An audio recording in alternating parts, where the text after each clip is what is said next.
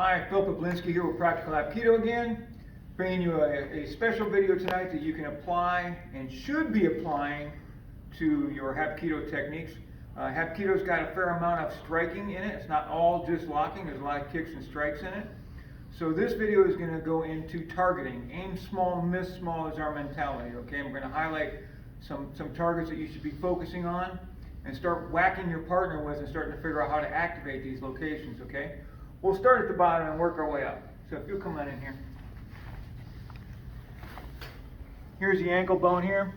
These are approximates, about 4 fingers above the ankle bone, right here on the inside of the shin. This, you can kick, you can do this with crescent kick, come across, you swing that out and smack into that. You can toe back kick it if you're good at doing stuff like that. If you're a toe kicker, you can do that. If you're laying on the ground, you can whack it with your bone of pain, but right here on the inside of the leg, about 4 fingers above the ankle. Try it with a crescent kick and whack the crap out on your partner. Don't take my word for it, try it yourself. Okay, and then we'll go to the inside. Now we got the knee here. Now you can just leave it. Here's your knee. Go again about 4 fingers above the knee, inside of the leg. This can be reached with another, again, crescent kick. You can slap kick it. You can scoop kick it. If depending on your position, you can hook kick it. But these are the targets. 4 fingers above the knee on the inside. On the outside, where their hands rest, when they drop their hands, right about where their fingertips are on the outside of the leg, right there. It's perfect size for a knee strike. Again, if you're on the ground, you can punch it, you can kick it, you can side kick it, toe back roundhouse kick it, whatever you want. We elbow punch it, L strike it. We go up to the upper part of the body, and we just put this down. Bladder, right on top of the bladder is great for hammer fist. Can even be palm strike. Come up above that to the solar plexus. These body shots are all in and down at a 45-degree angle to the core. The core meaning, imagine a steel rod running through the top of his head, through the middle of his body, and you're trying to touch that steel rod. So solar plexus in and down at a 45. We branch out to either left or right, follow the breast down to the bottom rib. These are awesome, awesome, awesome sharp. In and down at a 45. Got on the left side, you got the spleen. On the right side, you got the liver. This side over here, the right side with the liver. Awesome, awesome, awesome shot. Okay. Still traveling up. Sometimes I'll use these in here as this as a check. When a strike is coming in, I can take that power out. Hitting that, take a heel palm, strike it in there, a middle knuckle strike. That's always wonderful. Run up to the head area. Turn your head that way a little bit and flex that muscle on your neck. This muscle right here.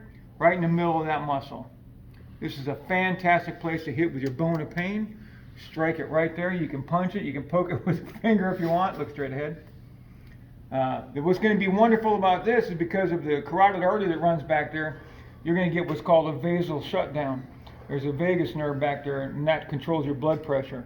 You rattle that thing, he's going to get a blood pressure dump, and he's going to pass out. We go to the very middle of the neck, directly below the ear, and again, bone of pain. We crack that, or we use the knob of unconsciousness right there.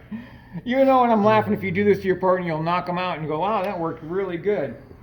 So right there in the middle of the neck, below the ear, here's a nice little nifty off button right here on this chin. That's a good one. In and down into 45 on that sucker too. On the jawline, right about here, halfway between the back of the jaw and the front of the jaw. Make the jaw turn and turn the head. Got a great knockout location potential with that. You can use hammer fist. I wouldn't recommend punching unless you really conditioned your knuckles quite a bit. Otherwise, you're going to break one of these 2 bones in the hand.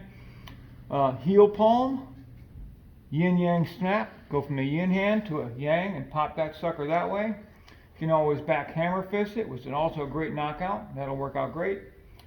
Right here at the corner of the eye.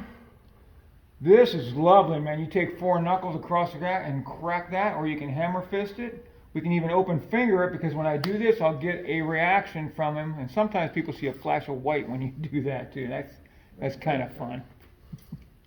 Okay, so that pretty much covers most of the areas that we need. From the front, we just turn around. We got just a couple. The back's pretty well covered. It's got highest hard shells back here, but these are bilateral, just above the belt line. Here's your kidneys right here, one on each side. You're hitting that bottom rib. Again, in and down. But the kidneys, which is wonderful about that, is you can even open hand strike these things.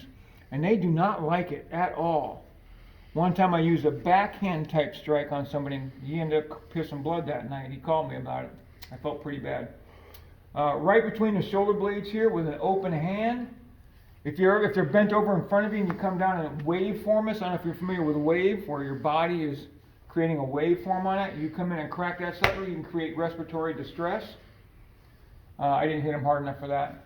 And then right here where the skull curves, you'll feel it on the back of your head. Right there, there's two dimples, two divots right here. If you feel back on the back of your head, you'll find it, a little hole right there.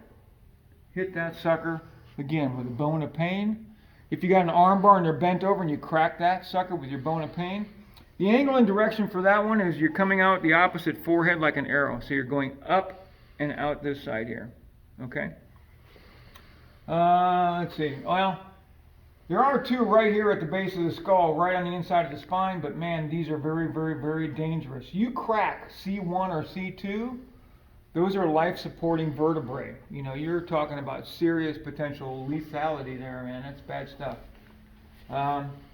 So that pretty much, that's not totally inclusive, but that pretty much covers all of them that you're going to use for combative or defensive purposes, or even pain compliance stuff. Ooh, arms. We're always dealing with hands and arms, right? So you should be utilizing these locations on the wrist. Fingers are latching onto these all the time. Thumbs. Okay? One right here is where you take your pulse.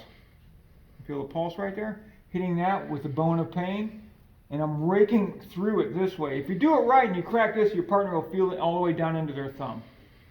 So most of these arm things we're hitting with are bone of pain or a knife hand. So right there where the pulse is, we go up here, we've got this muscle on the top of the arm. Right here on the inside, if he's latched on and I strike down on this one, brings him in straight to me. If I hit the outside of this muscle, his arm is bent, it'll cause him to turn. Okay? So I can get body alarm reaction or body's anatomical response to a given stimuli by striking these things. Striking in and down brings them in. Striking across gives me a profile. These right here. Just above the elbow on the inside of the arm, you call it the funny bone when you rack something. It's not funny when you start cracking it yourself. Take these knuckles and come in and whack the crap out of this towards you, this way. Will really light that up. And man, dude, I'm telling you, it hurts like hell. I think I pretty much got them all covered. So, when you're latching onto, you can manipulate the arm using bone of pain, knife hand, and then I just give you all the body shots front and back that are primary for our defensive or combative purposes. Don't take my word for it. Thump each other. Don't be scared. Just go gradual. You know, when you start getting above 5%, that's when things start getting kind of rough. Because when you start hitting these right, write in the comments. Tell me how that worked out for you. Okay? All right, Philip Poplinsky, Practical Hapkido. Train hard, train smart.